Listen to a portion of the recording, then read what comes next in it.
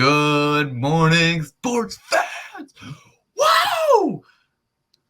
Welcome back to the JumpStart Sports Show. This is episode 33. Larry Bird special. I guess it would have made sense. The Curry special. Anyway, we are back at it again. How are you doing? Oh, wait, did I even announce who I am? I'm Jason Kopp. I feel like people know who we are at this point. I know. Hey, guys. It's good to be back. A lot to catch up on. I'm doing great. A lot to catch up on in the sports world, though. So let's get right to it. Now. Drum roll, please. Kyrie Irving. I loved when he was in Boston. Their announcer's so good. So I actually as much as I hate the Celtics because of our rivalry, whenever we would play pickup, and our friend Chris Gron is a big Celtics fan. So whenever he would hit a three in my face, he would go, Kyrie Irving for three. But now we can get scored on. Huh? How often did you get scored on? Pretty often. Chris was a good player, and Chris is a good player. But now we can't even do that shit anymore because Kyrie Irving, on top of how much we really did not like him, which is a lot, we just hate him even more now because of everything that's been going on. And it's just kind of crazy how it's like one person after another. It really started with Antonio Brown and just the stupidity that he was doing. And then it goes to Kanye and all his anti-Semitic marks and how absurd all that was. And now he's been canceled by everybody. Nobody wants to have anything to do with him anymore. And now it's handed off to Kyrie. And like we said, as if people didn't like him enough with just not getting the COVID vaccines to just everything that goes on with him and his weirdness. He goes out and tries to, he tried to promote an anti-Semitic movie.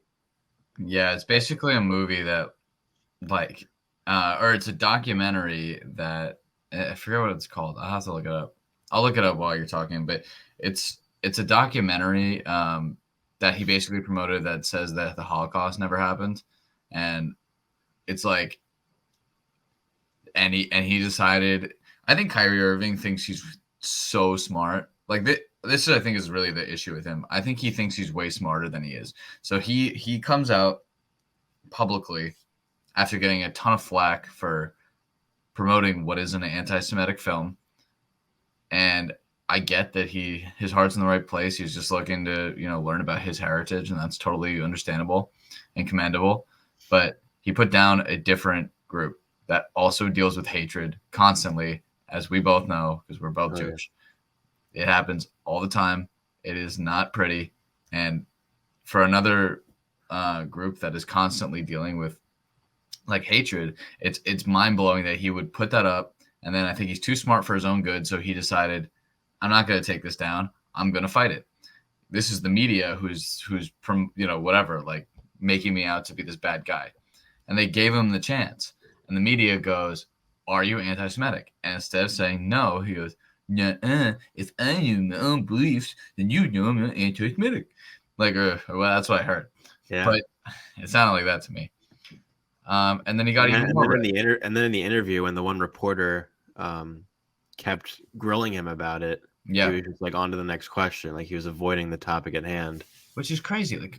All you had to do is denounce it and then move on. But he could, and take down the thing. I don't want to say that I don't want to talk about it being the other way around. But if it was the other way around, that would be taken down immediately because it would be racist. And this is anti-Semitic. Yeah. One is not better than the other. They're both horrible. They both should be denounced constantly. But it just, if you even look back at a Deshaun Jackson, remember with what when he quoted Hitler, that was, it's just one of those things that just no one cares about. It's so aggravating as a Jewish person to watch this happen over and over and over again. And then people to just get chances after chances to say, no, I didn't mean it. And then Kyrie to just defend himself because he hates the media. Like, he has no idea. Like, I had like a credible threat against my temple right after that happened, which they arrested the guy actually, which is great. But like, this is the kind of thing that happens because similar to when certain people are like in these very high positions of power and you say stuff like this without realizing, you start bringing out people who you don't want to come to light. Like, people exist who are fucking crazy and you don't want them to have this extra backing of a superstar player thinking that, oh, this guy believes what I believe, and then them start showing that more and more, and then things like the threat against my temple happen. Like, he's just a moron. I hate him. I will say that I think that the stipulations on which like him coming back to the Nets organization are pretty ridiculous. Like, him having to meet with Jewish leaders and whatever. Like, it's pretty hard for all of that to happen. And I think the Nets are trying to save face after not suspending him initially. So I think it's on them really that this got to where it was at because they thought he would be able to correct himself, which Yeah, it's you can't have it be corrected that quickly, like you said. They gave him what, a 5-game suspension, at least 5 games. $500,000 fine that needs to be donated to anti-hate causes, which is like chump change to him. He had to issue a verbal apology. Has to meet with certain Jewish like leaders to kind of learn about anti-Semitism, and like that's something that's similar that happened with Deshaun Jackson. I think he had to fly to Israel to meet with like certain rabbis to be educated on the topic.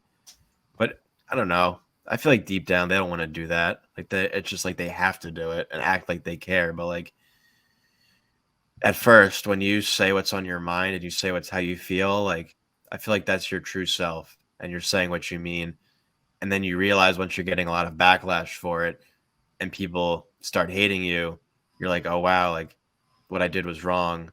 I needed to prove X, Y, and Z to show how sorry I really am. But I feel like deep down they're not really sorry. Like they know who they are, they know what they did. And you make such an interesting point, Jay, about how if like the rules were reciprocated, how like nothing might really happen. Like I was thinking about this the other day. I don't know if you saw there was a a female student at the University of Kentucky who was drunk, and she was like fighting with some black students, it might have been, and she was like drunk and yelling the N-word. Now her whole life is pretty much done at that point. Like she's probably going to be expelled from the university, and people will probably never forgive her, especially when they say like she like initiated an apology. But when you're drunk, people say like those are when your true feelings come out. So like that girl's life is pretty much ruined. Over. Yeah. But it makes an interesting point. Like, what if a black student was, drunk and yelling, "I hate Jews"? It could be a white student doing the same thing, and they would not get in trouble. Exactly, and they would not, most likely, not be expelled from the university. They would just, be like, similar to Kyrie. You have to learn X, Y, and Z to make up for what you did, and I don't get why it's like that. Like everything should be treated equally. Like we live in a country where everyone should be equal, and it just doesn't feel that way. It's just not. It's not right. Like I know this is a very different circumstance, but like you saw what happened in the NBA when George Floyd died, how games were literally canceled, and how people were, supporting it and wearing shirts and saying stuff needs to change. And I mean, who knows? As far as I know, nobody's dying, but the NBA is not like supporting this, like how that was being supported, and I don't know why it's not. It really should be. It's not right. Same with like all around the league, but anti-Semitism has been going on for such a long time, since the times of Hitler, and it's not as bad as it was back then, but it's still bad. It's still going on, and it's just a shame how people are going about it and treating it. Yeah. And it's only gonna get worse until people do something about it. I agree. I mean, it's one of those things that and I feel like the NFL does this more than any other place. but they sweep something under the rug, and then it'll happen again. Like it happens constantly. Yeah. So we're not trying to compare one to the other. We're condemning both. I found the article, or sorry, documentary. It was called Hebrews to Negroes. That's what it was called. He posted that link. I think Amazon also really. Some people have said this. Like, just saw Jay Wright talk about this. Like, so shout out to him. Like, I think this is awesome. Like, Amazon should also definitely take that down. That's wrong that they're promoting that. Also, like, it's just wrong. And it's not. You're not learning anything. It's just filled with like it's conspiracy and bullshit of like the Holocaust not existing and different anti-Semitic tropes that aren't true. And it's yeah, I mean, I agree with you. Like it should I'm not saying one is better than the other. They're both horrible, but like people should be taking anti-Semitism more seriously. That's all I'm saying. Like I've dealt with it my whole life, in different capacities. Sure you have to. And it's like people need an excuse just to hate Jews. Like I really do feel that way. I felt that way since I was growing up. Like there's just why? Like it doesn't make sense. We're already a marginalized group that was killed. Like why? It doesn't make any sense to me. So I don't know. It really I already hated him. I feel like us as a podcast hate Kyrie Irving. He's such a bitch. But this one, like, no. Yeah. No. I We'll hate keep it. an eye. We'll keep an eye on it all as it unfolds, and it's more about like actually seeing does he do good on like what he needs to do to correct this. It's not just about the suspensions. It's not just about the fines. It's about like is he showing he wants to do better, and that's the main thing. And as of right now, I'd probably say no. I don't think he gives a shit. I don't think he cares. I just think he's just doing it because he has to, and because he loves playing basketball. And Yeah. I told you, like I remember we were talking about this in one of our group chats. I wouldn't be surprised if the team just cuts him at this point. Like nobody wants to like. Yeah, he's a great player, but it doesn't matter how good of a player you are. And this goes back to so many basketball coaches I've had throughout the years, and they all say like, I don't care how good of a player the guy is, if they're not a team player and if they're causing a distraction to the team and their teammates, I don't want them on my team. I don't care how good of a basketball player they are. And he is still an unbelievable player. He is getting older, but it gets to a certain point where it's like, how much bullshit do the Nets want to keep putting up with? Like, it's one thing after another, year after year with this guy, and it's just like, just get rid of him. Like nobody's gonna want him. I feel like. I mean, some team will pick him up, but with how bad Ben Simmons has been playing, and like at some point Kevin Durant, because he just loves hopping from team to team, he's gonna want out of there and join some team where he can win another championship. Yeah. It's just not gonna happen with the Nets. It's not. And we can take a more dive into the NBA standings right now if you'd like to just see the crazy. I just want to put a bow on it. Like the last thing I'll say is like I think it speaks volumes to who Kyrie is that you can make a mistake, you can promote something without really realizing it, and that's just like ignorant. But to back it again because you don't understand what is going on, like that's not cool. Like he didn't even go. I don't know if you read this, but I follow this really closely because it hits home for me. But like the when the Anti-Defamation League, like they first of all they rejected his $500,000 donation after the second interview, where they asked him to condemn anti-Semitism and he said no, or whatever he said, if you know my beliefs or whatever bullshit he spewed. The other thing is he was supposed to meet with the Anti-Defamation League and he refused, and he had his parents, I'm pretty sure his parents go instead. So he didn't even actually do it himself, which kind of is just a testament to how shit of a person he is. But, now that it's just funny to me that like after he finally suspended, that's when now it matters to apologize, which obviously was not written by him. None of these apologies are. It's by your publicist or whoever, whatever. I want to see him go in an interview, go somewhere and say it, because you can't just write it. It's not you. You haven't shown anything. You haven't shown remorse. I know he just met with Adam Silver, apparently, who's Jewish, but you know, also Adam Silver should have done something sooner too. That also blows my mind as a Yeah. Jewish man. And I love Adam Silver as a commissioner. I think he's terrific, but he really should have stepped up quicker. And the Nets too. I think that was handled so poorly. And if you're right, if it was the other way around. Yeah, the only thing I could think of is just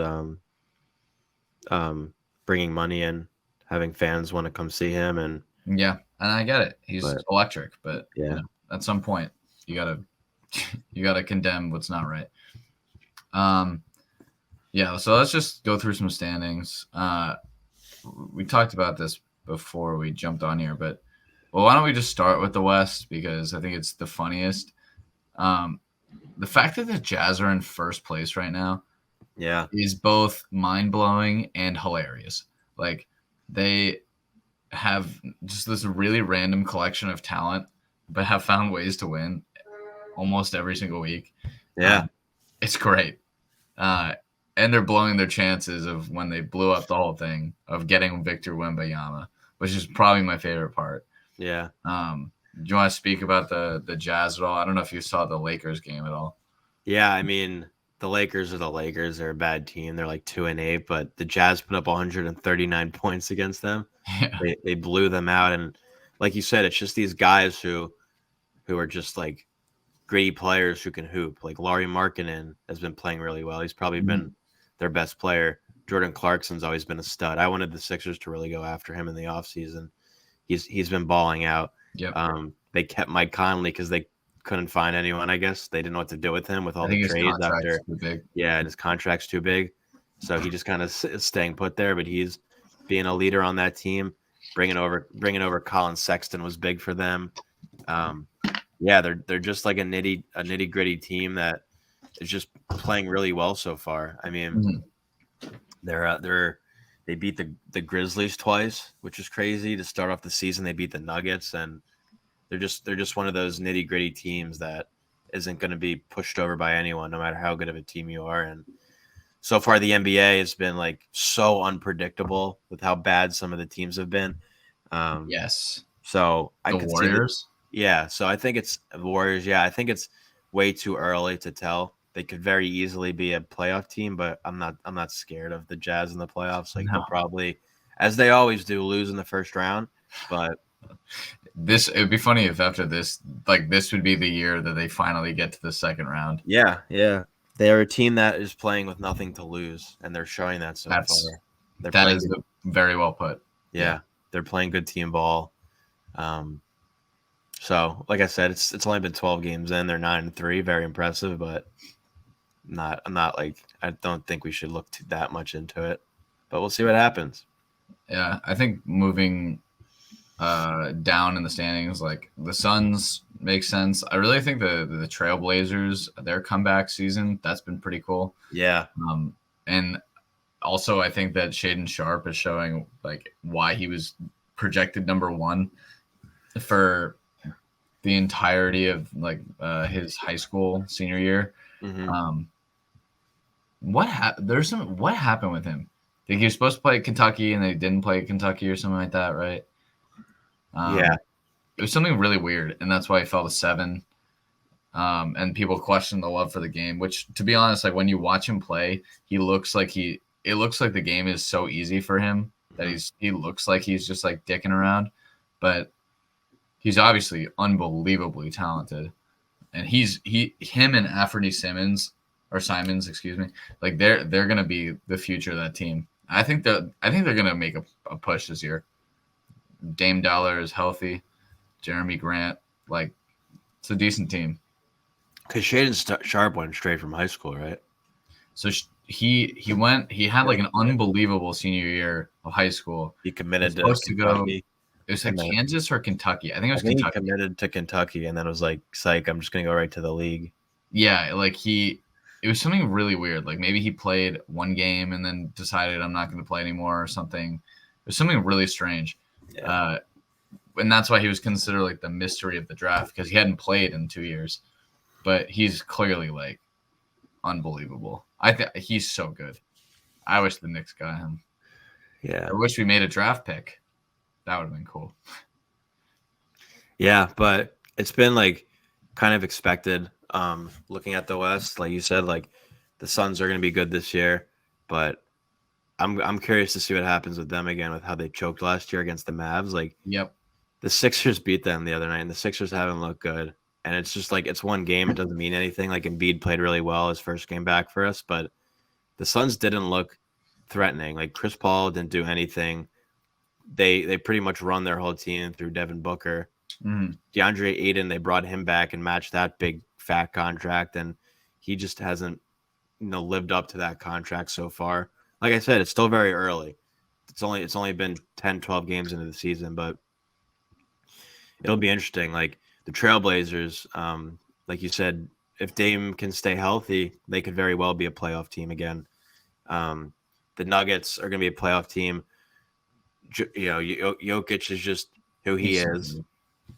He's so good. He'll always be an MVP front runner. Jamal Murray's playing really well, coming off injury too. Coming off his big ACL injuries. You see that post dunk that he had? It was like a Euro step, and then I was like, shit, he's really back. It's good to see him out there. I think Giannis is the front runner right now, but I think it should be Luka with how he's been carrying the Mavs. Oh yeah, but they're missing a lot of pieces too. Like after losing Jalen Brunson, like they're just like they'll probably make the playoffs, but they're not going to get to the Western Conference Finals again like they did last year. Yep. I can't wait to see the Clippers when both the Clippers and the Grizzlies are missing two enormous pieces. Like Kawhi got hurt again. Yeah. Like I thought it was just a rest day, but I think he got hurt, and so he's waiting to be healthy. His health is huge, and then Jaren Jackson. I still don't. Correct me if I'm wrong here. I don't think he's played this year yet. I don't think he has either. So those are two massive pieces that are game changers when they're healthy. Yeah, and then you have like teams like the Pelicans and the Timberwolves who are underperforming, but they could easily turn it around. And then like I think the biggest story, probably the two biggest stories coming out of the Western Conference are just the Warriors and how they've been underperforming. And I'm sure they'll turn it around, but it'd be so crazy if they were in like a play-in type situation. They just won the chip. Like yeah, exactly. What is up with every like championship team having a hangover the next year? It's crazy. Yeah, it's crazy, and they were my favorites to win it this year again. So me too. I still think they're going to, like, even where they are. I mean, it makes a difference. Like if you're playing the play-in tournament, that's 2 extra games. Like that's some serious wear and tear. But I just think James Wiseman taking another step, Kuminga, like Moses Moody, like they got some dogs on that team. Yeah. And then I think the biggest storyline, which you could say was expected, but the Lakers and just 2-8 and how bad they've been. Like, what do you make of them, and like what do you think they need to do at this point? Having Russ come off the bench, LeBron's already hurt 10 games into the season. Anthony Davis seems like he's just kind of playing scared out there with all his injuries he's had. And other than them, they don't really have anyone else. They have no shooters on their team. They have no one to go to. Like, is this just a tank season for them? So the Lakers, I feel like, can be their season, and sure, it's 12 games in, but I feel like their season can be summed up by the one play where THT, Talon Horton. True. But I was thinking like Talon Horton Tucker against the Lakers, like postered someone, the guy who they just traded away. Yeah, he's on the Jazz. They're just getting dunked on. Like they suck. And is it the Pelicans who have their pick still? I can't keep track. They don't have their pick. They don't have a pick until 2025. So whoever has their pick is probably feeling real good. Yeah. They're so bad. They're so bad. Like I feel so bad for LeBron. Like I'm not a big like LeBron guy, but you can admit like the dude is still hooping and he's older now. Like it'll be interesting what happens next year. and the year after that if he plays. This is such a hot take, and I doubt this would happen. But the Lakers need to just tank again, and just kind of ship everyone out. And if LeBron went back to the Cavs for the third time, with how good the Cavs have been, they're one of the best teams in the Eastern Conference. Like they would probably win the chip. Yeah, I think they'd easily win. That'd be cool. That'd be a good story. I think he'll is Bronny still not eligible? Is he? No, he has one more year after. He is next year and then one more year. Yeah, 2 more years. So 2 more years. So we'll see where LeBron's at, health wise. They are pathetic though. Like, I mean, they didn't really make major moves, which we talked about in previous episodes. Like, Pat Bev isn't gonna be the difference maker in your team, and Russ is spent. Like I don't know. I think they have to blow it up. Anthony Davis has not been good the past 2 years. No, they had the COVID year where they're not the same players anymore. But yeah, and AD is just always hurt. Like there's too many memes about the video game version of him. I've sent this to you multiple times of Anthony Davis. It's like, oh, it's so realistic, and he takes 2 steps and he's grabbing his knee. Like that's just facts. He just always is hurt. So I don't know. They're a disaster. I'm curious though, who does have their pick? 2023. There's this thing called Google. It has all the answers. You don't know that. I think it's the Pelicans. Yeah, but it is just crazy how bad they've been these past several years. Like maybe they turn it around and surprise everyone, but they're just not a playoff team this year. They're not going to be. And it's just going to be the same questions being asked again, like what moves are going to be made in the offseason. And they didn't really make any moves. Any productive moves this past offseason. And no offense to AR-15, Austin Reeves, but you're not going to win games when he's your best shooter out there. They have no shooting.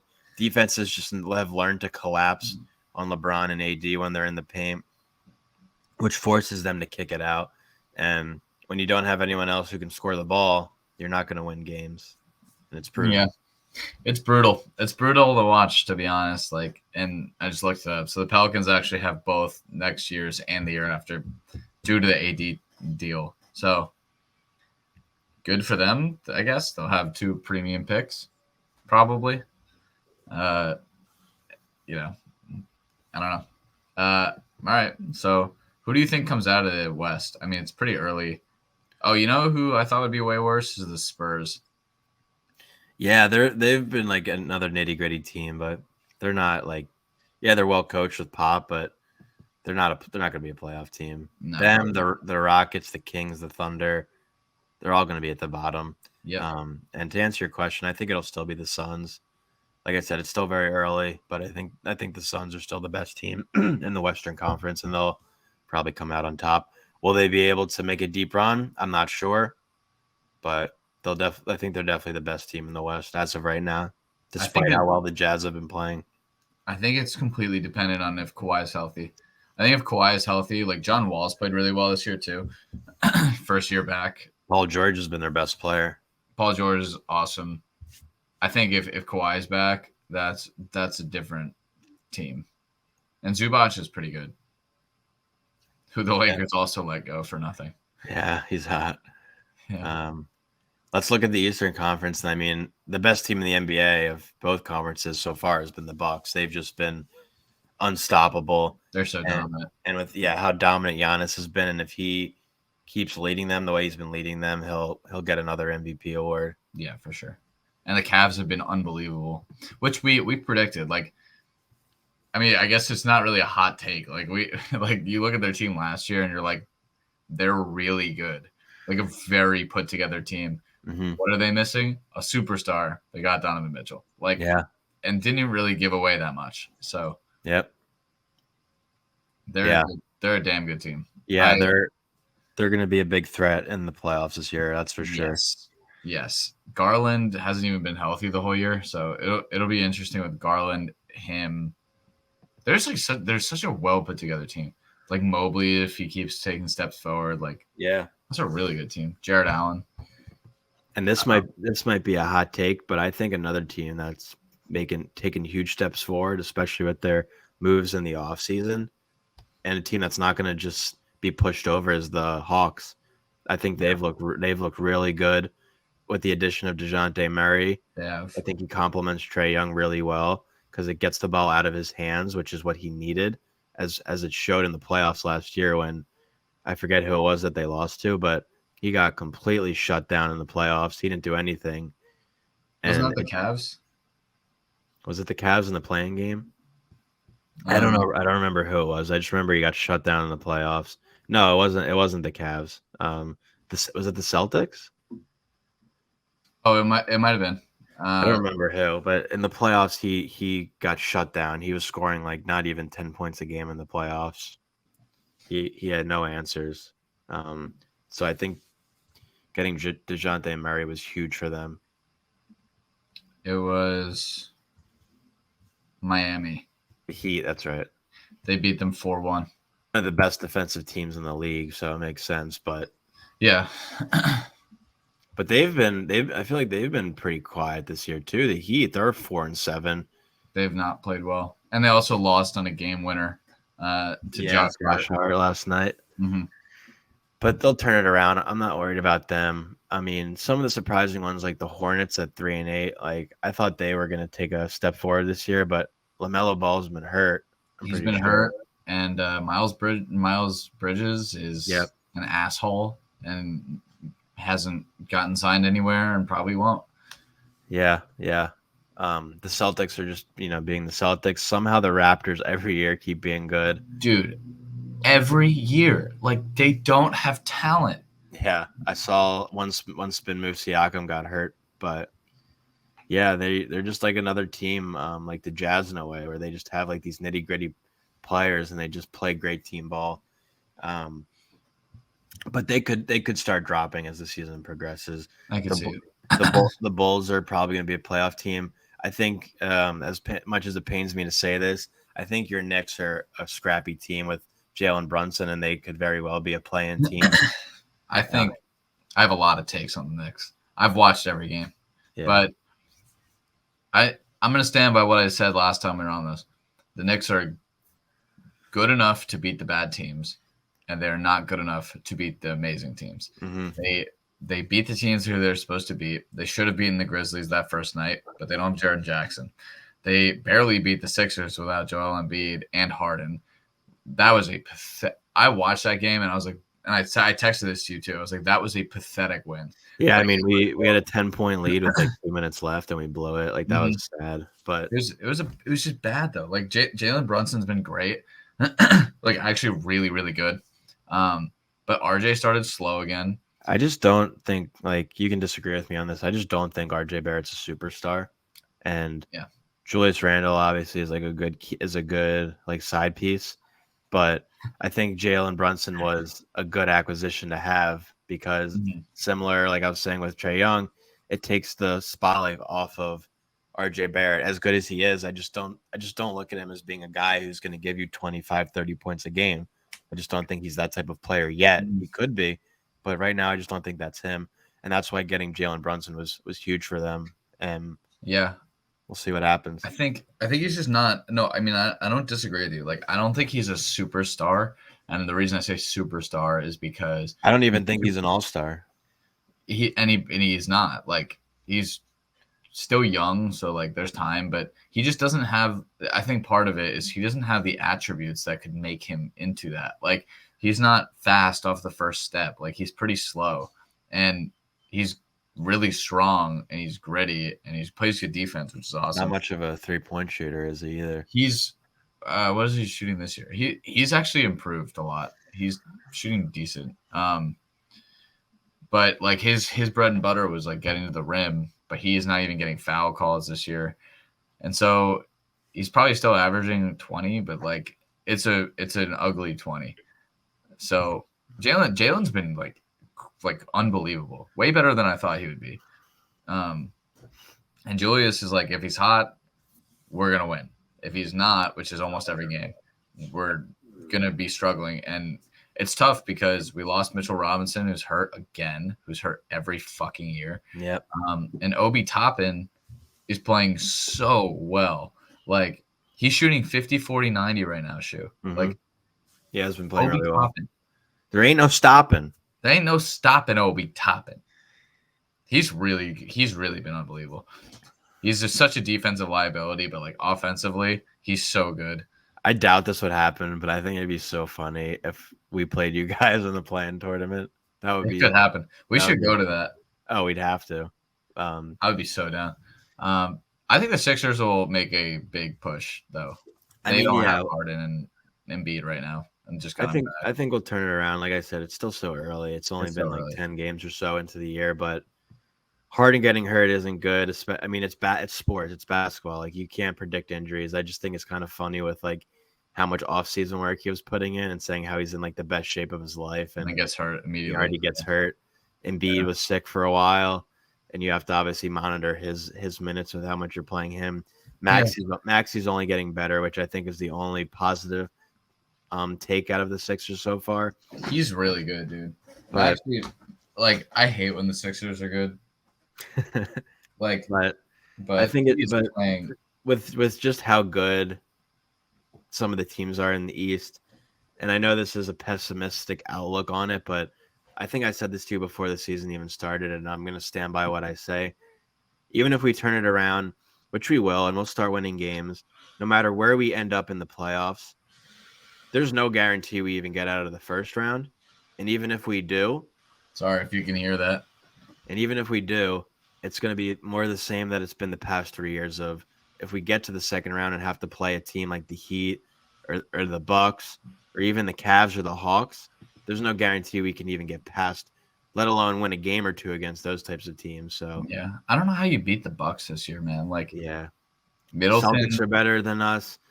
Celtics are a good team with the acquisitions they made in free agency. Yeah, with how bad the Heat have been, the Heat are better than us. The Cavs are better than us, and even like teams like the Hawks and the Raptors, who I think we're better than, like, they're not teams we're beating easily. And yeah, and I'm just trying to be realistic. I know Philly fans don't like what I'm saying, but I'm just trying to be realistic. And it's hard to keep your hopes high with as good of a team as we have when we get injuries. We've been underperforming, and it's just more of the same. It's a lot of underperforming for a really good team. Yeah. And then you have like guys like the Pacers who somehow are 5-5. Like, sure, again, like, it's the beginning of the year, but like, I mean, and Benedict Mathurin is awesome, but like, how on earth are these teams that traded away their superstars like playing this well? Like, it's crazy. It's interesting too to look at, and we'll get to football in a second, but it's interesting, and I guess like the head coach is responsible. But when you look at a team that's not playing well, like, yeah, coaching has a big part of it, but like the coach doesn't necessarily have any control over how their players are playing. And I look at teams like the Colts just fired Frank Reich and Matt Rule. I mean, the Panthers are an atrocity and how they got rid of him, but like, they are. You can't put all the blame on them, I think, because the teams just aren't playing well. Like the Panthers, I can understand because they have nobody on their team other than DJ Moore. The Colts, Jonathan Taylor's just been hurt, but Michael Pittman's been very streaky, and it's just like, how much of the blame does the coach get? And the point I'm trying to make is, if the Sixers keep this up, I think they fire Doc Rivers before the All-Star break if they keep this up. But at the same time, like, you could say it's coaching, but I don't even know what coach could come in and turn the Sixers around. Coaching definitely has a big. Snyder. It's possible. The coaching definitely has a big part in it. Like, if your team's coached well and your players want to play around them, it shows. But I don't know if if he's the answer or not. But I don't see him lasting much longer if the Sixers keep this up. Yeah, that's totally possible. Yeah, we'll see. I think there's who do you think comes out of the East first guess? I mean, I think it's pretty. Yeah, it's gotta be the Bucks. The Bucks. It's just they're winning so dominantly. Like, they put that. This is exactly the point I'm making. Like, they played the Knicks and I'm actually gonna go. Marin bought me a Knicks game for January against the Bucks, and Trade that out. we're gonna get trounced. I don't know, Trash. defeated. No, Stumbled. so I don't know. I'm not good with words. Yeah, clearly. That's a word salad. Okay, let's talk about some NFL stuff too. Yeah, let's before we look at the standings and go into some of the games this week, let's look at some of the trade deadlines. Yeah, why don't we quickly just do that? So I'll just run through them. We're not going to go over like the not traded because, I mean, it was interesting that like people who like Kareem Hunt, for example, didn't get traded, and Brandon Cooks put out that tweet of like, yeah, you don't know what you got with me, like being so quiet or whatever. So it's been a very interesting one, I would say. This has been the most trades ever on a trade deadline. So it was really exciting. So I'll just quickly go over them and you can just give me your takes. Absolutely. All right. All right. So the Colts trade Nyheim Hines to the Bills. Like, how do you think this affects them, if at all? If anything, I think it helped the Colts out because who did they get? They got a 6th rounder and Zach Moss, right? I thought it was a 5th, but so it's a 6. It's a conditional 6 that can be a 5th. Yeah. So if anything, it's like they got a 5th round pick, and they got a young running back in Zach Moss. Where as good as Nyheim Hines is, I don't see how it really benefited the Bills at all because they have Singletary and Cook and Cook, James Cook. So I just thought it was kind of a useless trade for the Bills, but Nyheim Hines is a good player, so maybe he could be useful for them in their passing game. Yeah, I guess it's a win-win, but I just feel like Josh Allen throws the ball down the field a lot, so I don't really get it. Next one. This one was weird. So William Jackson, if you remember from the Commanders, Washington football team people, they signed him. It was a huge acquisition for them as their cornerback 1 from the Bengals, I believe. He was super, super good for the Bengals. And then he just fell out of favor, stopped playing this year for the team. And they traded him to the Steelers for almost nothing. Like the Commanders got they're going to release him. So they got a 6th round pick in 2024 and a 7th in 2025. Yeah. He signed a 3-year deal worth up to $40.5 million just a year ago, 2 years ago. Yeah, so, the Commanders were trying to get rid of him, and the Steelers got him, and now they're already going to release him. No. that'd be a twist. The Steelers just got him, but they traded a 6th and a 7th rounder for him. I feel like it's probably a good value. I don't think that they have much on their. I don't think it really makes sense, actually. I mean, the Steelers are terrible, but it made sense for the Commanders because they were going to release him either way. So the fact that they got anything for him was a win for them. Totally. So this one was made in a series of moves. So the bigger move was that Bradley Chubb got traded to the Dolphins. Fins. That was crazy. Yeah. That's for their 1st round pick. There's something else also. I think another 2nd. They immediately extended him. The Dolphins are really making a push, I feel like. They have taken a huge step up. Oh, yeah. They'll be a playoff. I think, though, they should be a playoff team, and they'll be fun to watch. Yeah, and then the subsequent move is that the Broncos traded for Jacob Martin from the Jets, who somehow are unbelievable and have had an assortment of pass rushers. Do you feel pretty bad about? Remember, you said I hate that all the Jets fans are all excited, but then they beat the Bills. Yeah, I mean that's pretty crazy, especially with Breece Hall going down for the year, and I just don't get like how this happens. So good. I don't get how it's crazy. The Jets have a good defense. I'm not going to take that away from them. They do have a good defense, and Sauce Gardner will probably be defensive rookie of the year. But I think he will be.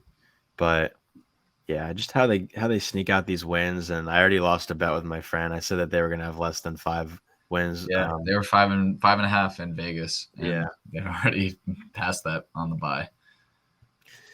I still don't think they make the playoffs, but Really, I think they're definitely making the playoffs. I don't think they do. I mean, that's their division's pretty bad, but I don't think. I mean, they have the Bills, but Have you seen the coin flip? no. Dude, I'm gonna pull it up right now. So there was a guy on Twitter. The sheet of the Yes, coin flip. Yeah, and yes, he's yes. gotten everyone right so far. Every Yeah. single one, including the Bills game Except this week, or I don't know if it's this week or next week when next they play week.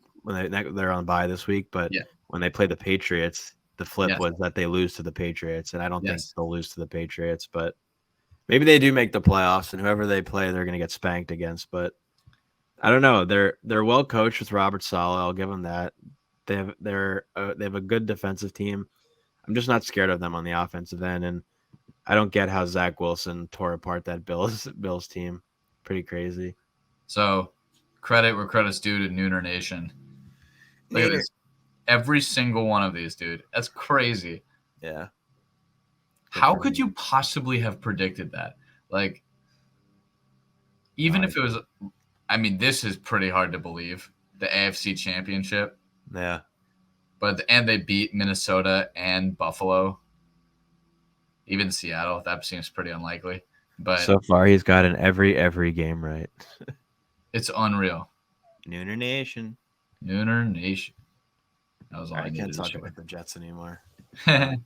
Okay, so moving on from the Jets. Let's see what else. Oh, this is a big one. Calvin Ridley getting traded. That was so cool. Yeah. So he obviously was done in a Falcons uniform after they drafted Drake London and Kyle Pitts consecutive years. But what do you make of that for the Jaguars going forward, for Trevor Lawrence for next year, and even for Ridley, who's going to be 28, I believe, but he's still a stud. Like, what do you think? So when he was suspended for the year, was that a league decision or was that a Falcons decision? That was a league decision. Okay. Well, I think after that, and with how bad the Falcons are, he kind of needed a fresh start, Calvin Ridley. And he was trying. They were trying to like looking to trade offers before all that happened, anyways. With the Eagles. Yeah. Mhm.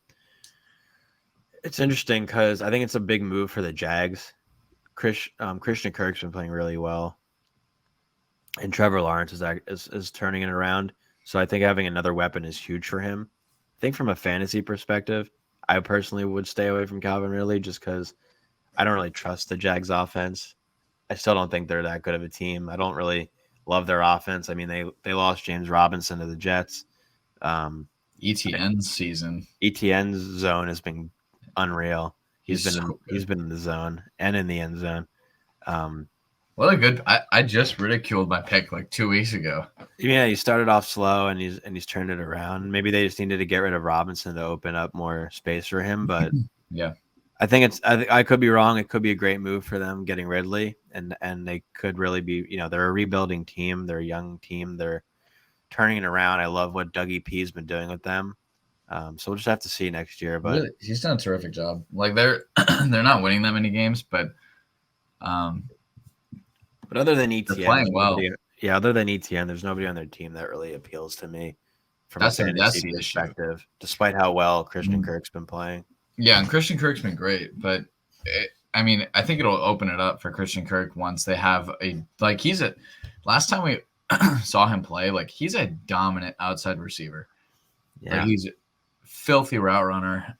I think he's going to be opening up a lot of opportunities. I don't know if anything can happen in the offseason. Like these off seasons have been nuts, but if they can upgrade over Zay Jones, actually they paid Zay Jones like 3 years, didn't they? So, Zay Jones has been fine, but like Zay Jones, Calvin Ridley, and Kirk with ETN in the backfield, it's not bad. Like Evan Engram has played pretty well too, surprisingly. And it's pretty crazy, or as good as he is, how they got him for a fifth and a conditional fourth. Like I feel like that's kind of a steal, but maybe it just shows the value of draft picks for Calvin Ridley. Yeah, I think it was more so. This is why I think the Jaguars are so smart. Like they got so ahead of the curve. Imagine how much his value is going to go up the second the offseason starts. Yeah. You know what I mean? Like It's interesting. I think that will end up being a steal for them. Yeah. Let's see. Any other ones? Looking at some of the other wide receiver acquisitions, Oh Chase yeah. Claypool, who said he Yep. was a top 3 wide receiver in the league, was just terrible Yeah. on the Steelers, and he goes to an even worse team on the Bears, despite how good Justin Fields has been playing.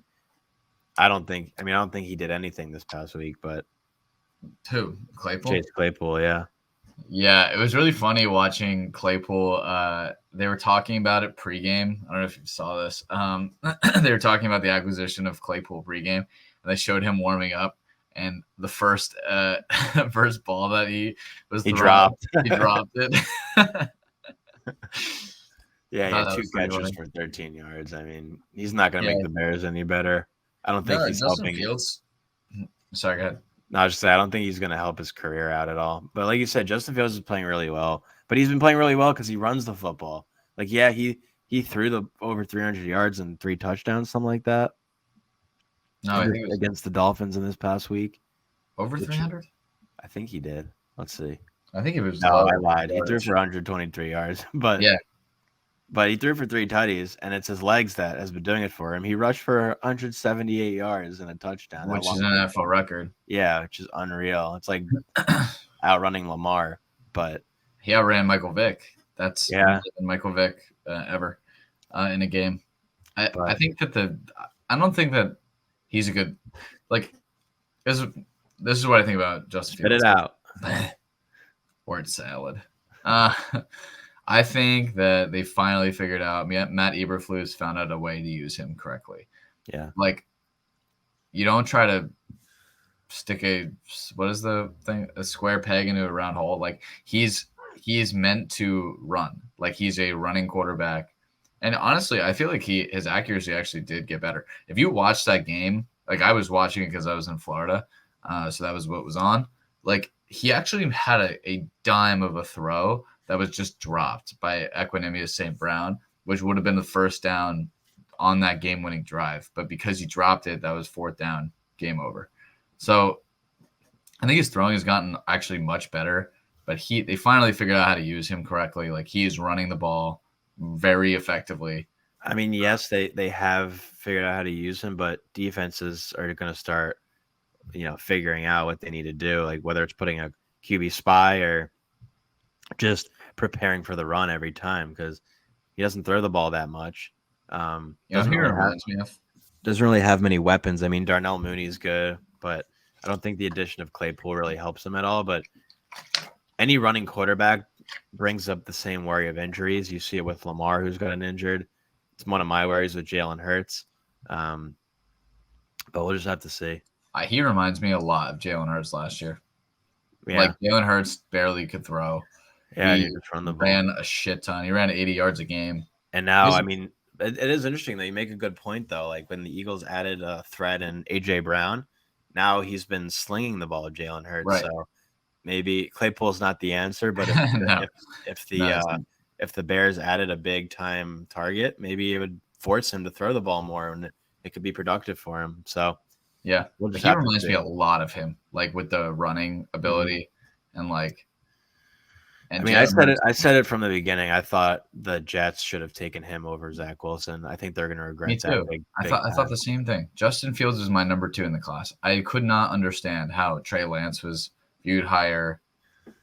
Yeah. Mac Jones got selected after, but he was almost selected by the Niners too. Yeah. And then looking at one of the other wide receiver acquisitions, and you can really go into detail about this one, even though he didn't really do much on Sunday Night Football, but Kadarius Toney and just how his injuries and his off-field issues. But I remember when they drafted him, how high you were on him, and he is a very talented player.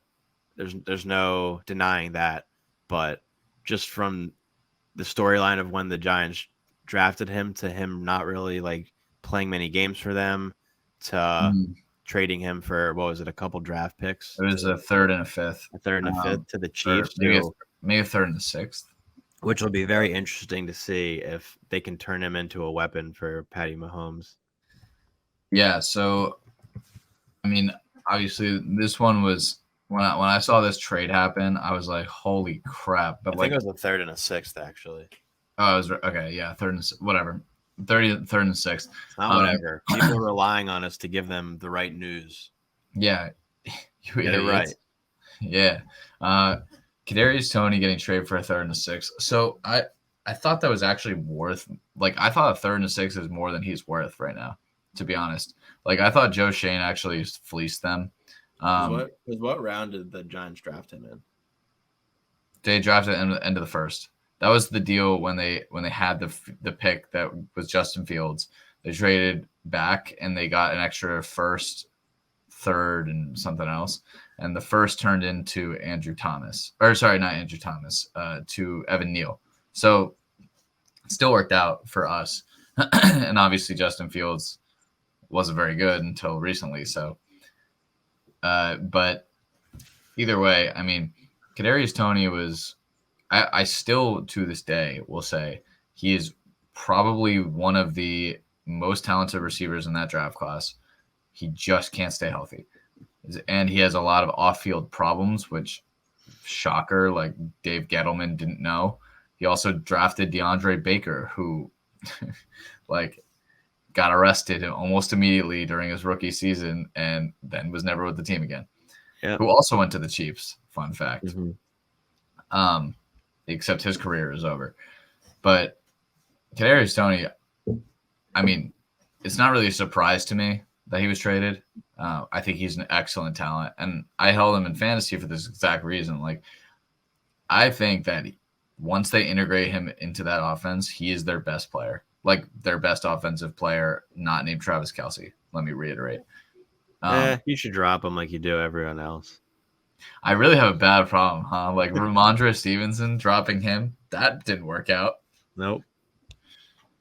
Yeah, big bummer. Bummer that I do that every year. Whatever. And then whatever. Anyway, yeah. So I think he'll actually turn out to be pretty good in that offense. He's kind of what they needed. Like, they don't really have like a dynamic threat like that who can move like east to west so quick. Like, he's so fast lateral, and you could see it on the first target of the game. Like, when he got it on a slant and he like made his zigzag move and came back in. Like, I think he'll be pretty good. He commanded a target on, like, it was something like he ran like 2 yards per route run, and then he also had like one of the highest commanded targets per route run in the league. He's just always hurt. So he had already more yards this year for the Chiefs than he has had for the Giants this whole year. Yeah. The other trade that we forgot to talk about, which I'll just quickly mention, is TJ Hawkinson. Hawkinstocks going to the Vikings. That was crazy. That's crazy. I don't really get it for the Lions part, like, at all. I don't either. Doesn't make any sense. He's a foundation. Especially after that monster game he had for them.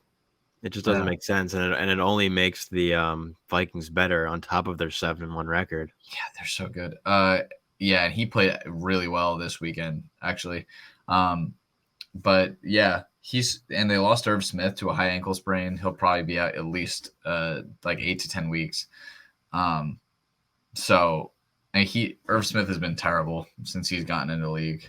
Always hurt. TJ Hawkinson is a big deal. Him, Jay Jettas, Thielen, KJ Osborne, Dalvin, Madison. That is a really good. And let's give a shout out to our fullback, CJ Ham. All right. That's a really good team. Yeah. They're gonna. I mean, we beat them pretty bad. We just had a really good game on that Monday night game, but yeah, they're just as good as we are, I think. And I want to see the Eagles get tested. Like, you guys kind of have a cakewalk schedule to end this especially. I mean, that's ideal for us, is just to kind of finish what we started and then get a first round bye, get home field advantage, but then come that first game in the second and the I'm curious how they'll play. What's the second round? Would this be the divisional round? The divisional round. Yeah.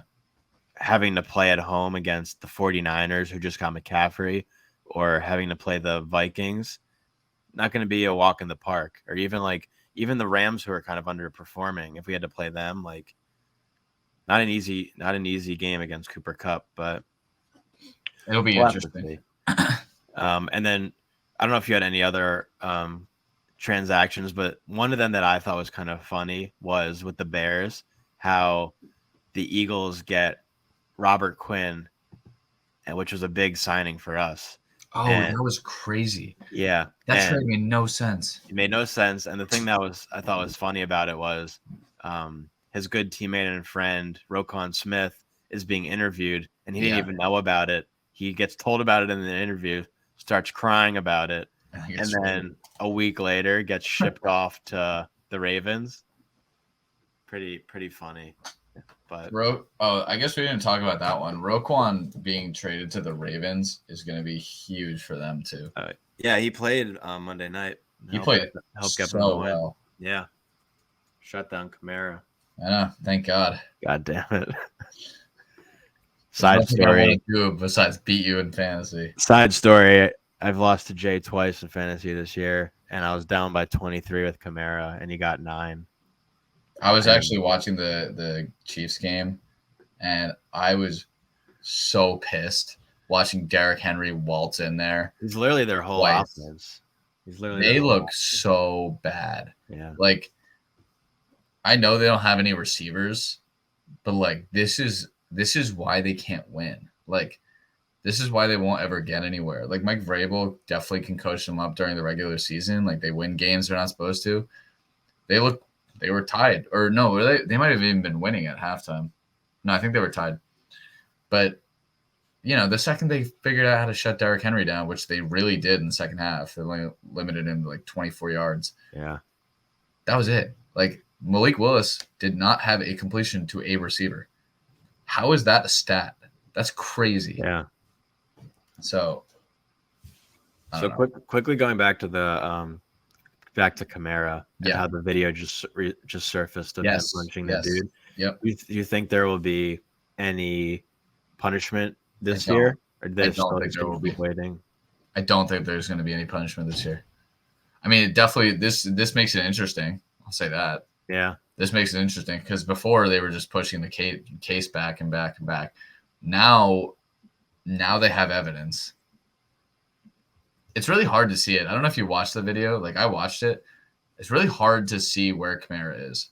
Mm-hmm. But you could definitely argue, like, you could see punches being thrown. Like, this is good. I don't know. I don't really think it'll make a difference for this year, to be honest. Yeah. That's how I feel about it. I don't really think it'll make a difference. Like, I don't know. I made this. I took Kamara in a different league, which I needed him to perform, and so I lost in that one. That one's a bummer. My team is so unbelievable in that league, and I'm 4-5. My starting lineup is Saquon, Kamara, CMC, Mike Evans, Hopkins, Godwin, and I still lose. Unbelievable. Wow. All right, Jay. Well, before we put a bow tie on this episode, I'm just going to look at week 10 real quick. I'll go through like the first half, and then I'll get your opinion on the second half. Thursday night football, one of the worst games we could watch. Falcons at Panthers. Falcons will probably beat them, but you never know. Sunday morning off to London. You got Seahawks at Bucks. Yeah. Could be a good, entertaining game to watch. The Bucks. I think the Seahawks are going to win that. They could. But the Bucks got a big win this past week, so we'll see if they can keep that momentum going. A preview of the Thanksgiving game. We got Lions at Bears. Who knows what will happen with that, but it's kind of it's kind of entertaining because Justin Fields has been playing really well. Yeah. And the Lions, they're just kind of an atrocity, but he's gonna stomp all over the Lions. He should. Browns coming off the bye week playing the Fins. The Fins at home. I feel like the Dolphins should win that one. The Broncos, who have been terrible coming off their bye week, they play the Titans. Like, the Titans should beat them, but you really never know. This is probably the game of the week. And it's going to obviously depend on the status of Josh Allen, but Vikings at Bills, 1 o'clock Oh game. yeah, That'll probably be on national TV. it should be. That's a really good game. Yeah, I'll that'll be be watching the Giants game. like But I want to say that would be a win for the Bills, but even if Josh Allen plays, especially after losing to the Jets, like and as good as the Vikings have been, and they barely beat the Commanders, who have been playing pretty well surprisingly, but true. no easy wins for the Bills anymore. It seems like your Giants play the Texans. I feel like they should stomp on them pretty easily. They should. We the issue is that some of our offensive linemen are still hurt, and Daniel Bellinger, if you saw that, what happened to his eye, there was like a eye socket fracture he had, so he had surgery on it, so he's not going to be back this week either, which is kind of an L. He's been really good. Mm-hmm. Hopefully Saquon just stomps them. Yeah. The Chiefs play the Jags. I feel like the Chiefs should stomp all over them, right? Totally. Saints at Steelers. I feel like the Saints should bounce back and beat them. You'd think they're 2.5-point favorites right now. Yeah. It's pretty low over under. It's only 40. I think the Giants 38, if I remember correctly. Yeah. 40. Colts at Raiders. I mean, this is just a disgusting game, Oh, but God. I feel like the Raiders at home, like they should beat them, especially with the firing. And I mean, but then again, you never know. Like if Jonathan Taylor's healthy, and the debut of Jeff Saturday is pretty exciting. So Sam Ellinger is so bad. Yeah. He's so bad. He's so bad. He's so bad. This is such a bad team. The fucking New England Patriots ran. Do you think they give Matt Ryan another chance again this year? No. No. Jeff Saturday already said that Sam Ellinger is their quarterback. He's just. I think Jim Irsay is just like he has complete control over this team. Everything like football decisions too, which he shouldn't. And because he compared making a football team to making sausage in his interview, so that's when probably not a good idea. And so I think that he just knows that Jeff Saturday will be a yes man. That's what that's why I think he was yes or no, sir. Because the other guys on the Colts, on the staff, are all former coaches, former head coaches. Mm-hmm. So mm-hmm. It also presents an interesting thing to bring up real quick. A really interesting thing to bring up, which is the Rooney Rule in relation to interim head coaches. I feel like that should also, like, usually you just hire from within, but or you just promote the next guy up. But they hired from. It's like the most unconventional thing I've ever seen, to hire an ESPN analyst. Yeah, pretty crazy. I don't know. Apparently, Dan Orlovsky was being considered for a QB coach. Yeah, I saw that. Pretty funny. What would have been an amazing game? Packers Cowboys.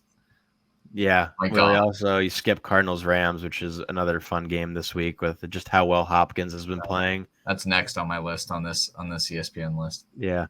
And then I feel like Sunday Night Football, the Cowboys should stomp all over the Packers. As much as I don't want them to. The Packers just look terrible. That's not Sunday Night Football. I mean, sorry, the 4:00 game. Sunday Night Football is Chargers 49ers. Yeah.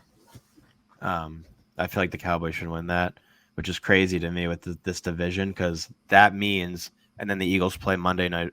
I think quickly, the Sunday Night Football game's kind of entertaining, but I feel like with how good the 49ers have been and McCaffrey, they should beat the Chargers. The Chargers didn't look good this past week, even though they barely won. Did you see that crazy fumble, by the way? I saw that. Yeah. The whole ending sequence was nuts. Unbelievable. Yeah. But with Keenan Allen being hurt, and it just kind of looks like their only offense is really Eckler, I think the 49ers should beat them pretty easily. And then I think so too. And then Monday Night Football, we play the Commanders at home, and I think we should remain undefeated. But looking at our division, the Eagles will be 9-0. The Cowboys would be 7-2. The Giants would be 7-2. The Commanders would be 4-6. Like, that's crazy. That I don't even know the last time this has happened, but no, not for a long time. Possibility that 3 teams in our division could make the playoffs. It's crazy.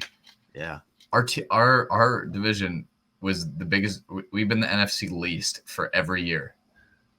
Mm.